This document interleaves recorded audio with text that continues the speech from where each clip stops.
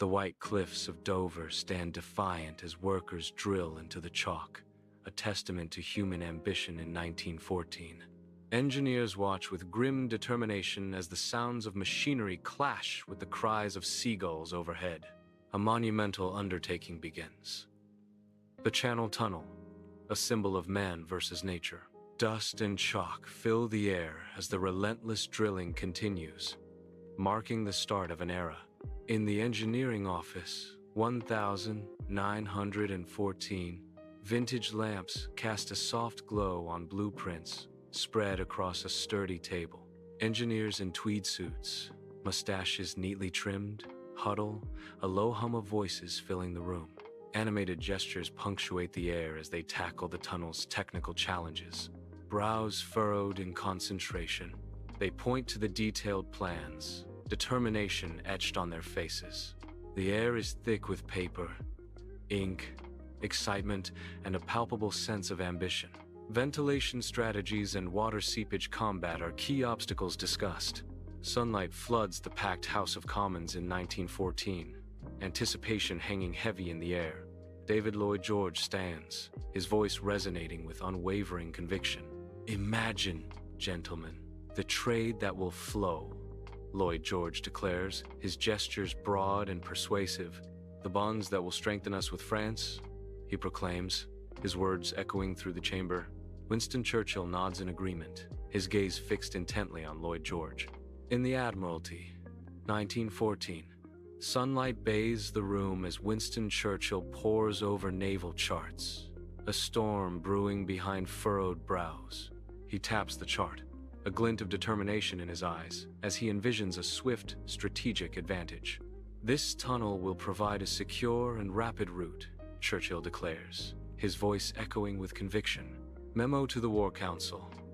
"I strongly support the Channel Tunnel project," he dictates, sealing its fate with unwavering resolve. Under the bright 1914 sun, French engineers begin their tunnel work, mirroring the British efforts across the channel. Workers, with shovels and determination, carve into the earth, the air filled with the sounds of labor. The shared purpose between the French and British teams is palpable, a beacon of unity amidst a world on the brink. Each swing of the pickaxe echoes a commitment to connection, defying the looming shadows of conflict. A hopeful endeavor takes root, symbolizing a bridge between nations, built on collaboration and shared dreams. Sunlight illuminates maps of Europe in the War Office. Officers huddle, the weight of looming war pressing down. "Gentlemen, the Channel Tunnel is paramount," Officer 1 declares, his words echoing in the tense room. Officer 2 adds, "Time is of the essence. If war with Germany becomes inevitable, every hour counts. We must finalize the deployment plans. The tunnel is our lifeline," Officer 3 emphasizes, urgency in his tone. Inside Parliament, a grand hall vibrates with fervent energy as the House debates the Channel Tunnel bill, voices clashing in the charged air.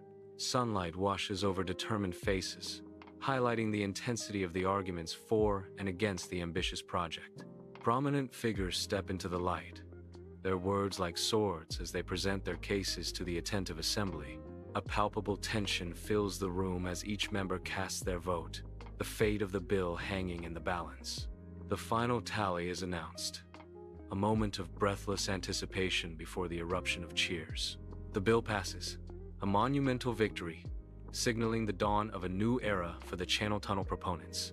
Under the bright Sarajevo sun, a bustling street scene unfolds, teeming with life and oblivious to the impending doom. Gunshots shatter the peace, a horrific symphony signaling the assassination of Archduke Franz Ferdinand and his wife. The echoes of gunfire reverberate, sparking immediate chaos and terror in the crowded streets. Panic erupts as the news spreads like wildfire, casting a dark, ominous shadow over Sarajevo. The assassination shadow lengthens, a harbinger of devastating conflict about to engulf Europe. The news office buzzes with frantic energy. Telegraphs clatter, spitting out urgent dispatches. Stacks of paper overflow, stained with ink and hurried notes, a testament to the relentless pace. The air hangs heavy with stale coffee and mounting anxiety. Headlines scream of Austria-Hungary's ultimatum. The shadow of war looms large. Grim faces reflect the weight of the news, etched with worry and foreboding. Inside the parliament, the House of Lords convenes amidst an atmosphere thick with unease. The Channel Tunnel bill is debated, but a palpable sense of dread hangs heavy in the air. A hush falls as whispers turn to murmurs, foreshadowing an impending disruption. Abruptly, the committee hearing is cancelled, the room thrown into confusion. News of Austria-Hungary's declaration of war arrives. An ominous voice breaks through the chaos. The world teeters on the brink as the weight of the announcement sinks into the stunned assembly. Dover Cliffs, August 1914. An abandoned Channel Tunnel site stands desolate, machinery rusting under the ceaseless sky. Echoes of a world mobilizing for war, distant drums carried by the wind, a haunting prelude to a looming conflict. Silent cranes loom over the cliffs, a testament to interrupted dreams and a nation bracing for battle. The salty air whispers tales of forgotten labor as Britain girds itself, readying for the storm. Under the August sun, a vast fleet of ships cleaves the English Channel's choppy waters. The British Expeditionary Force sails toward France, steel hulls gleaming, a silent promise of impending conflict. Waves crash against the ships, carrying echoes of a hypothetical Channel Tunnel, a safer passage, now just a dream. Irony hangs heavy in the air as the fleet sails on, unaware of the future's hidden paths.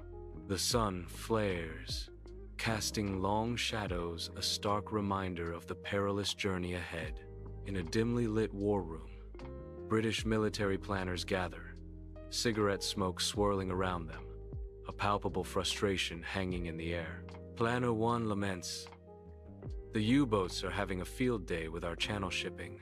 Planner 2 grimly adds, "Every ship sunk is another blow to our war effort. Men, supplies, all lost to the depths." Planner 3 sighs, "If only we had that blasted Channel Tunnel. Think of the lives and resources we could have saved." Planner 1, defeated, states, "It's a tragedy. All these losses could have been avoided." In Parliament, Winston Churchill addresses the Assembly, his face now etched with concern, a stark contrast to his earlier enthusiasm. The chamber is hushed, filled with the murmur of MPs listening intently to Churchill's ominous argument. His words paint a vivid picture of a resurgent Germany, a perpetual danger looming over Britain. The weight of his warnings hangs heavy in the air, casting a pall over the Assembly. At the Channel Tunnel construction site, a groundbreaking ceremony marks the dawn of a new era. Engineers gather, their faces alight with hope and anticipation, ready to realize a decades-old dream.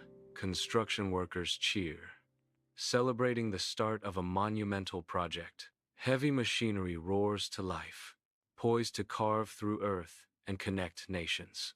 The air buzzes with the energy of progress, determination etched on every face. The dream of 1914 is resurrected, becoming a tangible reality in 1988. In 1994, Queen Elizabeth II and President Mitterrand stand tall, their faces reflecting the monumental opening of the Channel Tunnel. A wave of cheers rises from the crowd, celebrating a historic moment of unity and progress. The first trains thunder through, concrete symbols of a dream realized after decades of anticipation. The air vibrates with excitement, a vision conceived in 1914 finally brought to life. Pride radiates from the leaders as they witness the culmination of a century-long endeavor.